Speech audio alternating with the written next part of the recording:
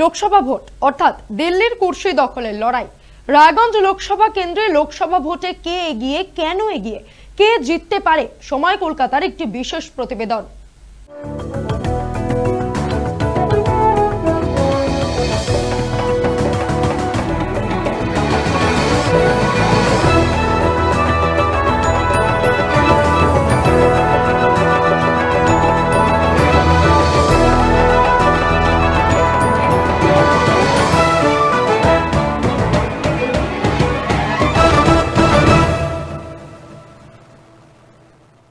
শুরু হয়ে গিয়েছে লোকসভা ভোট অর্থাৎ কুর্সি দখলের লক্ষ্যে অষ্টাদশ লোকসভা নির্বাচন অনুষ্ঠিত হয়েছে সারা ভারত জুড়ে। 543 জন সাংসদ নির্বাচিত হবেন 7 দফার ভোটে। এর মধ্যে বঙ্গে রয়েছে 42টি আসন। দিল্লি দখলের লড়াই শুরু হয়ে গিয়েছে কার্যত। 19 এপ্রিল হয়ে গিয়েছে প্রথম দফার ভোট। প্রথম দফার ভোটে বঙ্গে হয় 3টি লোকসভা কেন্দ্রের লড়াই। কুর্সির লড়াই টানটান হয়ে উঠেছে। কুর্সির লড়াই কোন কেন্দ্রে কি অবস্থায় রয়েছে, প্রতিদিন থাকছে সময় কলকাতার নজরদারি। আজ সময় কলকাতার আতশকাচের তলায় রায়গঞ্জ লোকসভা কেন্দ্র। রায়গঞ্জ নামের উৎপত্তি রায় বা রাধা থেকে নাকি রাজকীয় পরিবার থেকে তা নিয়ে নিরন্তর চর্চা রয়েছে। তবে রায়গঞ্জ নিয়ে অধুনা চর্চা জারি রায়গঞ্জ লোকসভা কেন্দ্রের জনতার রায় নিয়ে। 26 তারিখ দ্বিতীয় দফার লোকসভা নির্বাচনে বঙ্গে যে 3 লোকসভা কেন্দ্রের ভোট, তার মধ্যে রায়গঞ্জের ভোট অত্যন্ত তাৎপর্যপূর্ণ হয়ে উঠতে চলেছে। কেন রায়গঞ্জের ভোট তাৎপর্যপূর্ণ হতে চলেছে তা জানতে হলে অপেক্ষা করতে হবে জুন মাসের 4 তারিখ পর্যন্ত। তবু এই প্রতিবেদনে রায়গঞ্জের ভোট কেন তাৎপর্যপূর্ণ হয়ে উঠতে চলেছে তার ইঙ্গিতবাহী দিকগুলি তুলে ধরার একটি প্রচেষ্টা করা হয়েছে। শুরু করা যাক পালা বদলের তথ্য দিয়ে। রায়গঞ্জ কেন্দ্র গত লোকসভা নির্বাচনে বিজেপি প্রথমবার নিজের দখলে এনেছিল। 5 বছরের সময় পাল্টেছে। বেদায়ী সাংসদ ও মন্ত্রী দেবশ্রী চৌধুরী নিজের নির্বাচন কেন্দ্র বদলেছেন বা বদলাতে হয়েছে। গত নির্বাচনের রায়গঞ্জ কেন্দ্রে বাম ও কংগ্রেসের 2 মহারথী মোহাম্মদ সেলিম বা দীপা দাসমুন্সী এবারের নির্বাচনে এই কেন্দ্রের সম্মুখ সমরে নেই। যে 3 জনের মধ্যে মূল প্রতিদ্বন্দ্বিতা হতে চলেছে তারা হলেন তৃণমূলের কৃষ্ণ কল্যাণী, বিজেপির কার্তিক পাল এবং বাম সমর্থন প্রাপ্ত কংগ্রেসের ইমরান আলী নামজ, যিনি লোকমুখে ভিক্টর নামেই পরিচিত। প্রথম দফার ভোটে বঙ্গের 3টি কেন্দ্রেই ছিল সাংসদ বনাম বিধায়কের লড়াই।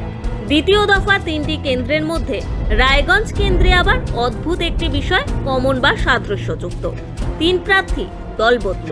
3 জনের মধ্যে অবশ্যই একজন হেভিওয়েট প্রার্থী কৃষ্ণ কল্যাণী, কারণ তিনি বিজেপির টিকিটে বিধায়ক ছিলেন। সাংসদ হওয়ার জন্য কুর্সির লড়াই তাকে প্রাক্তন বিধায়ক করে তুলেছে। অন্যদিকে বছর কয়েক আগে তৃণমূল থেকে বিজেপিতে এসে ফিরেছেন রায়গঞ্জ লোকসভা কেন্দ্রের বিজেপি প্রার্থী কার্তিক পাল। তিনি কালিয়াগঞ্জ পুরসভার প্রাক্তন পুরপ্রধান। আবার কংগ্রেস প্রার্থী ভিক্টর ফরওয়ার্ড ব্লকের হয়ে বিধানসভা ভোটেও লড়েছেন এবং একাধিকবার জয়ী হয়েছেন। ফলে কে কোন দলে ছিলেন তা কার্যত ঘেঁটে ঘ। বিভ্রান্তি কাটলেও আছে বর্তমান প্রার্থীপদ নিয়ে জটিলতা, যেখানে সাংসদ পদে পালা বদলের সম্ভাবনা লক্ষ্য করা যাচ্ছে। আবার সেই সম্ভাবনাও বেশ কিছু সমীকরণের ঘেরাটোপে মাঝে মাঝে অদৃশ্য হয়ে যাচ্ছে। তবুও রায়গঞ্জের লোকসভা ভোট হয়ে উঠতে চলেছে অত্যন্ত তাৎপর্যপূর্ণ, কারণ এখানে প্রচুর সংখ্যায় ভোটের নির্ণায়ক ইস্যু না থাকা সত্ত্বেও কে জিতবে সেটুকু ভোটের প্রাক মুহূর্ত পর্যন্ত বোঝা যাচ্ছে না। প্রধান 3 প্রার্থীর কে কতটা ভোট কোন দিক থেকে টানতে পারে তা নিয়ে সম্ভাবনার পাশাপাশি রয়েছে সংশয়। বহুমুখী দিকগুলি নিয়ে এতটাই জটিলতা রয়েছে যে জোর দিয়ে বলা সম্ভব হচ্ছে না জিতবেন কে। তবে একটি বিষয় অত্যন্ত পরিষ্কার, আলী ইমরান রামজ এবারের ভোটে জিতুন বা না জিতুন, তিনিই হয়ে উঠবেন তৃণমূল বিজেপির জয় পরাজয়ের নির্ণায়ক ও নির্ধারক। কেন ভিক্টর এত গুরুত্বপূর্ণ হয়ে উঠেছেন তা বোঝার জন্য জানা দরকার রায়গঞ্জ লোকসভা কেন্দ্রের গঠনগত চিত্রকে। জানা দরকার ভিক্টরের রাজনৈতিক গ্রাফ। প্রসঙ্গত, রায়গঞ্জ, কালিয়াগঞ্জ, ইসলামপুর, গোয়ালপুকুর, চাকুলিয়া, করণদিঘি, হেমতাবাদ এই 7টি বিধানসভা কেন্দ্র রায়গঞ্জ লোকসভার মধ্যে পড়ে। 2021 সালের বিধানসভা নির্বাচনে রায়গঞ্জ ও কালিয়াগঞ্জ ছিল বিজেপির দখলে। রায়গঞ্জ কেন্দ্রে বিজেপির টিকিটে জয়ী হন এবারের লোকসভা নির্বাচনে তৃণমূল প্রার্থী কৃষ্ণ কল্যাণী। অন্যদিকে কালিয়াগঞ্জ কেন্দ্রে জয়ী হন সৌমেন রায়। 2021 সালের বিধানসভা নির্বাচনে একমাত্র রায়গঞ্জ এবং কালিয়াগঞ্জ ছাড়া বাকি 5টি কেন্দ্রে জয়ী হয় তৃণমূল। বিধানসভা কেন্দ্র চাকুলিয়ার প্রাক্তন বিধায়ক ছিলেন ভিক্টর। তিনি ছিলেন ফরওয়ার্ড ব্লকের বিধায়ক। তিনি বিজেপির ধারাবাহিক রাজনৈতিক শক্তি বৃদ্ধি ও উত্থানের মধ্যে 2021 সালে চাকুলিয়া বিধানসভা কেন্দ্রে ফরওয়ার্ড ব্লক প্রার্থী হিসেবে তৃতীয় স্থানাধিকারী হন। অথচ চাকুলিয়া কেন্দ্র আলাদা বিধানসভা কেন্দ্রের স্বীকৃতি পাওয়ার পরে ভিক্টর ছিলেন এই কেন্দ্রের বিধায়ক। তার আগেও পর্যন্ত অবিভক্ত থাকা গোয়ালপুকুর কেন্দ্রে তিনি উপনির্বাচনে জয়ী হন। উল্লেখ্য, তার বাবা মোহাম্মদ রমজান আলী ছিলেন গোয়ালপুকুরে 4 বারের বিধায়ক। 1994 সালে তিনি খুন হয়ে যান কলকাতার এমএলএ হোস্টেলে। কিশোর ভিক্টরকে অল্প বয়স থেকে নিজের পায়ের তলার মাটি শক্ত করতে হয়েছে। অন্যদিকে তার কাকা হাফিজ আলী সাইরানি ছিলেন 3 বারের বিধায়ক ও মন্ত্রী। অর্থাৎ সব দিক থেকেই ভিক্টরের পরিবার সম্পূর্ণভাবে আদ্যান্ত রাজনৈতিক পরিবার। আর এই পরিবারের জল হাওয়ার মধ্যে বেড়ে ওঠা ভিক্টরের সাম্প্রতিক সময়ে বিজেপির শক্তি বৃদ্ধির সঙ্গে সঙ্গে একদা প্রিয়রঞ্জন দাসমুন্সির সঙ্গে জড়িয়ে থাকা রায়গঞ্জ কালিয়াগঞ্জের বৃহত্তর কংগ্রেস বলয়ে তিনি চলে যান। 2022 সালের অক্টোবর মাসে তার কংগ্রেসে যোগদান অধীর চৌধুরীর হাত ধরে। অতঃপর 2024-এর সাংসদ নির্বাচনে তিনি হন বাম সমর্থিত কংগ্রেস প্রার্থী। বাম ঘরানার সঙ্গে নিবিড় যোগাযোগ থাকা এবং কংগ্রেসের অধুনা সদস্য ও প্রার্থী হওয়ার সুবাদে বাম কংগ্রেস দুটি দল থেকেই ভালো ভোট টানবেন। নিশ্চিতভাবে জেতার স্বপ্ন নিয়েই তিনি লড়ছেন। এবার প্রশ্ন, বাম কংগ্রেসের কিরকম অবস্থা ও শক্তি রায়গঞ্জ লোকসভা কেন্দ্রে? কাগজে কলমের অঙ্ক কি বলছে? আলোচনায় ঢোকার আগে নজর রাখা দরকার রায়গঞ্জে 2019 সালে লোকসভা নির্বাচনের দিকে। 2014 সালে লোকসভা নির্বাচনের তুলনায় 21% ভোট বাড়িয়ে 2019 সালে 5,11,000-এর বেশি ভোট পেয়ে রায়গঞ্জ থেকে সাংসদ নির্বাচিত হন দেবশ্রী চৌধুরী। তার নিকটতম প্রতিদ্বন্দ্বী কানাইয়া লাল পান 4,51,000 ভোট। 60,574 ভোটে জেতেন দেবশ্রী চৌধুরী। বিজেপির উত্থানের সঙ্গে সঙ্গে দেখা যায় বঙ্গের সিপিএমের অন্যতম মুখ এবং 2014 সালের সাংসদ মোহাম্মদ সেলিম 2019 সালে লোকসভা নির্বাচনে হন তৃতীয়। 2014 সালে মোহাম্মদ সেলিমই আবার প্রিয়রঞ্জন দাসমুন্সি সৌজন্যে কংগ্রেস দুর্গ হিসেবে পরিচিত রায়গঞ্জ লোকসভা কেন্দ্রে প্রিয়রঞ্জন দাসমুন্সির স্ত্রী দীপা দাসমুন্সিকে হারিয়ে দেন টান টান প্রতিদ্বন্দ্বিতার পরে।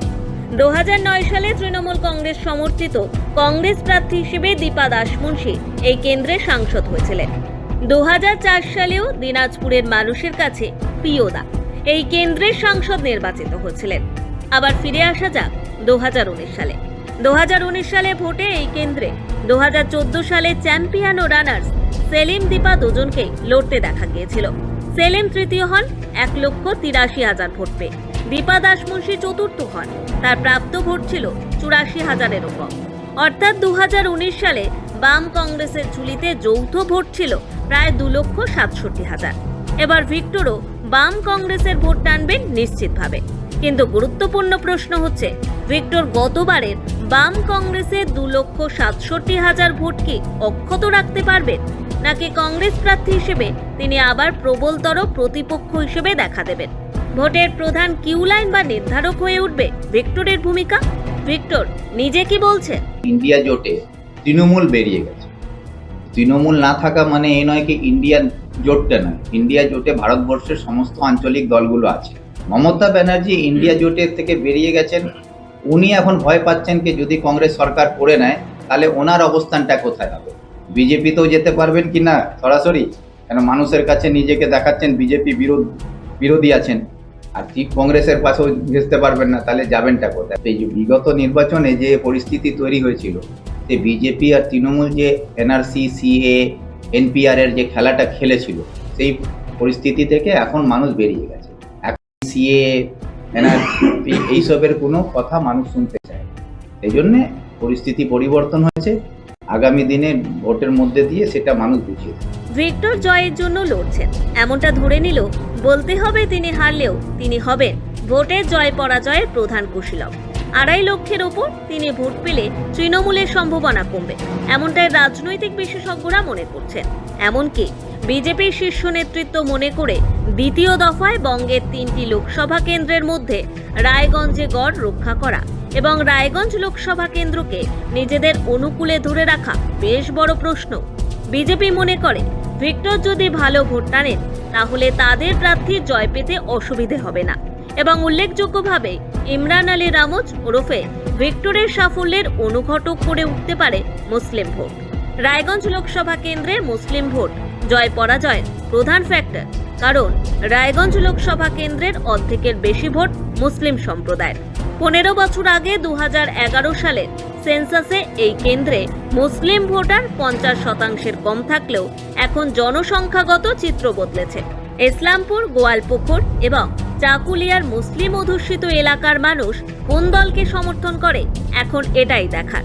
তবে একটি অংশ ভিক্টরের অনুগামী বলেই মনে করা হয়, কিন্তু বাম কংগ্রেসের শক্তি ক্রমশ ক্ষয় হওয়ায় মুসলিম সম্প্রদায়ের মানুষ তাদের কাছের ভিক্টরকে কতটা কংগ্রেস প্রার্থী হিসেবে সমর্থন করবে তা নিয়েও রয়েছে প্রশ্নচিহ্ন। মুসলিম সম্প্রদায়ের বেশিরভাগ ভোট তৃণমূলে গেলে বিজেপির অস্বস্তি বাড়বে। রাজনৈতিক মহল মনে করছে লক্ষ্মীর ভান্ডার প্রকল্পের পাশাপাশি তাদের স্বার্থ রক্ষা করতে পারেন মুখ্যমন্ত্রী। এরকম ধারণা থেকে বেশিরভাগ মুসলিম ভোট তৃণমূল ভোট বাক্সে পড়লে স্বাভাবিকভাবেই বিজেপির রায়গঞ্জ কেন্দ্র ধরে রাখা কঠিন হবে। তৃণমূল প্রার্থী কৃষ্ণ কল্যাণী জনদরদি প্রকল্পের পাশাপাশি বেশ কিছু প্রতিশ্রুতি রাখছেন। কার্তিক পাল আবার রায়গঞ্জে বিজেপির আসন ধরে রাখার বিষয়ে আত্মবিশ্বাসী। কি বলছেন দুই যুযুধান শিবিরের দুই প্রার্থী? যে হিসাবে বাংলা জুড়ে আমাদের মাননীয় মুখ্যমন্ত্রী মমতা বন্দ্যোপাধ্যায় উন্নয়নের বন্যা বইয়ে দিয়েছেন, 74টা প্রকল্প দিয়েছেন, যেটাতে সরাসরি মানুষ উপকৃত হচ্ছে।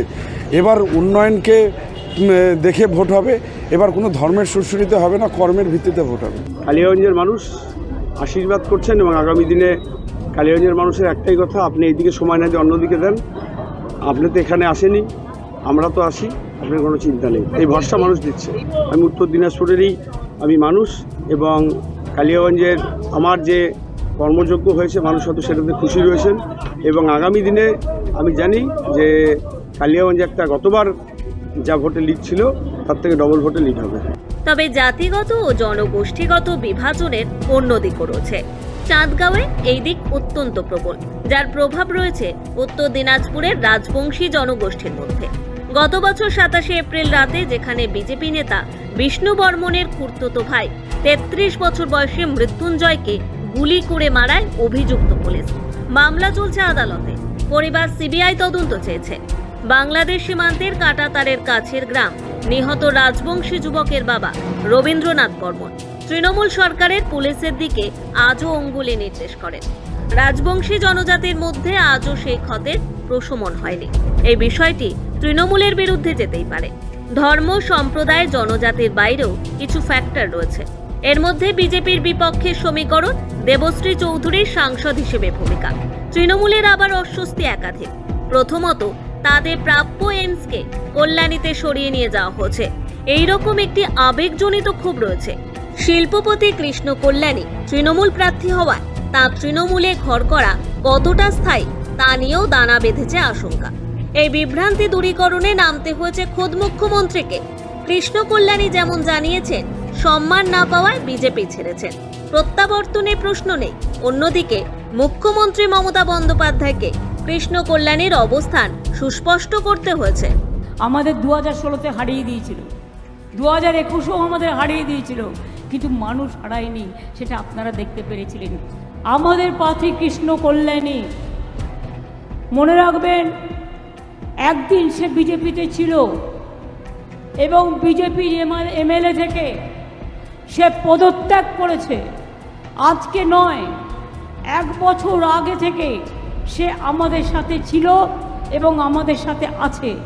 আমি চ্যালেঞ্জ করে বলছি, যারা তৃণমূলের বিরুদ্ধে লড়াই করছে তারা বিজেপির দুটো চোখ, একটা সিপিএম আর একটা কংগ্রেস। বিজেপি এদের অনেক কিছু দেয় পরিবর্তে, যাতে সংখ্যালঘুদের ভোটটা কাটে। বারংবার এই কেন্দ্রে চরকি পাক খাচ্ছেন তৃণমূল সুপ্রিমো এবং বিজেপির শীর্ষ নেতৃত্ব, কারণ উভয় দলই জানে রায়গঞ্জের সমীকরণ এবার অত্যন্ত জটিল এবং ঘোরালো। ভোটের কার্যকরী ফ্যাক্টরগুলি সামান্যতম প্রয়োগের সুবিধা বা অপপ্রয়োগের অসুবিধে ভোটের ফল গড়ে দেবে। এখন দেখার হাওয়া মোড়ক প্রার্থীদের কেন্দ্রে হাওয়া কোন দিকে বয়। রায়গঞ্জ থেকে উত্তম পালের সঙ্গে পুরন্দর চক্রবর্তী, চুমকি সূত্রধরের রিপোর্ট, সময় কলকাতা।